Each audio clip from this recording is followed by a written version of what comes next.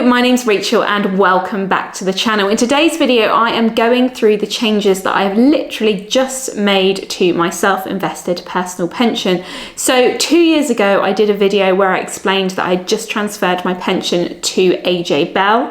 And then for the last couple of years, I've been adding to it on a monthly basis and adding different investments to that portfolio. But I haven't been removing any or making any significant changes. So it's come to a good point where I decided that I wanted to rebalance my portfolio, make some significant changes, so I thought I should document that. So in today's video, I'm going to be going through some investments that I sold, some investments that I bought, and then my overall thinking around how I rebalanced this portfolio. So obviously this is a self-invested personal pension, which means that I cannot take the money out from this until I am 55. However, that doesn't stop me making changes to my portfolio and selling different funds and ETFs and trusts and then buying different ones as well. Just because I can't take that money out until I'm 55 doesn't mean that I don't want to maximize the portfolio that I have in it now. Okay, so first of all, I'm going to share with you all of the investments that I sold, and actually the last one I think might surprise you. So what I'm going to do is go into my transaction history on my AJ Bell app.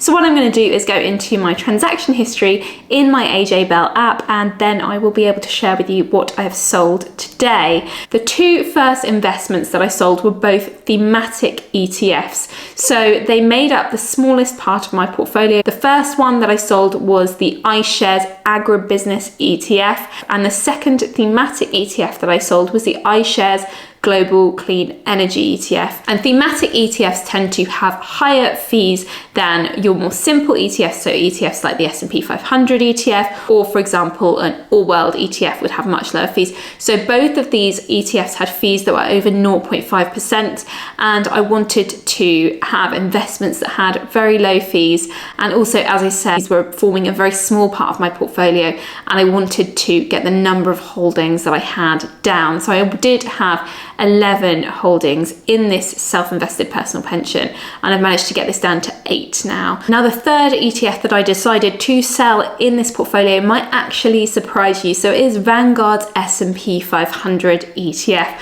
So this often makes up a core part of a lot of people's portfolios, but I did decide to sell this ETF. So the reason that I decided to sell this very popular ETF is simply that there was a lot of crossover with the underlying holdings in this ETF with some of the other investments that I was holding. So in the S&P 500 ETF, you have holdings such as Microsoft, Amazon, Nvidia, and these were names that were coming up in a lot of my other investments as well. And I decided that I would prefer to focus on those investments and growing those investments as opposed to focusing on growing this S&P 500 ETF. So I decided to sell it, and I'm going to focus on investing in two other US ETFs that in the last 5 years have outperformed the S&P 500.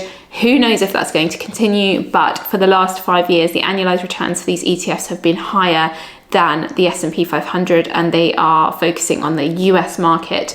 I've actually done a separate video which includes some of these ETFs if you want to check that out. So these are ETFs that have beaten the S&P 500. And then the final investment that I sold that's actually in progress, so it's not one that I've managed to sell today just because it will take a little bit longer to clear, is the Bailey Gifford American Fund. This is an actively managed fund, and I wanted to focus more of my portfolio on ETFs rather than actively managed funds. I was very pleased with the performance of this actively managed fund in 2020. It went up over 120%.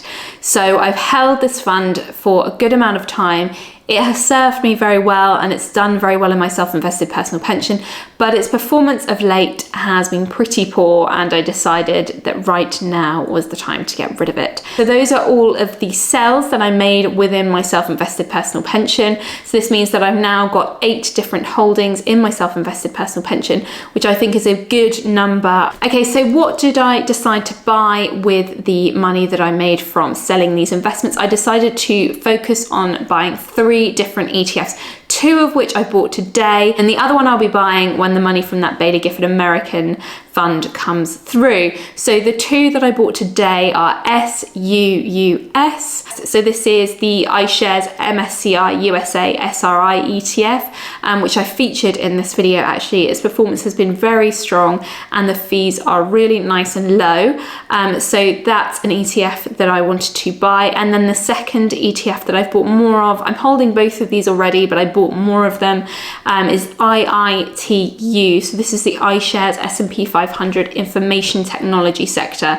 So this is focusing simply on the information technology stocks in the S&P 500 rather than the S&P 500 as a whole. So what I'm trying to do here is build a portfolio that is between 60 to 70% ETFs rather than having lots of different actively managed funds. So the last investment that I'm going to make when I get the money through from the Baillie Gifford American Fund sell is going to be a developed world index. So at the moment within this portfolio, I do currently hold Vanguard's FTSE Developed World, excluding the UK ETF. So I'm thinking I will probably add more to this world ETF. This is obviously the developed world rather than the all world, and with this ETF I did decide to exclude the UK. So I'm thinking I'm going to add to this, but I am going to go away and just have a look at all of the different world ETF options and check that this is one that I want to be adding to, and continue investing in this one rather than selecting a different world ETF. If you have any opinions on that, it'd be great to hear them in the comments down below. So as I said, by the time I'm finished, my portfolio will be between 60 to 70% ETFs, and then I will have some other investments which will be a mix of different actively managed funds and trusts. I personally do not invest in individual stocks and shares in my self-invested personal pension, simply because I do think that investing in individual stocks and shares takes a lot more work and research, and I simply do not have the time to be doing that. Also, I think that investing in ETFs and funds and trusts, where you have a basket of different investments, much more diverse and less risky way of investing. So I feel more comfortable with that. It's also important to note in this video that I am currently not invested in any bonds in this portfolio. Now, the reason for that is simply because I'm relatively young. I am getting on a bit, but I am not retiring anytime soon. So I'm happy to have a portfolio that's very, very heavy on equities rather than investing in bonds. Perhaps when I get a bit older and closer to retirement age, I may invest in some bonds or hold more, say for example, in cash closer to retirement.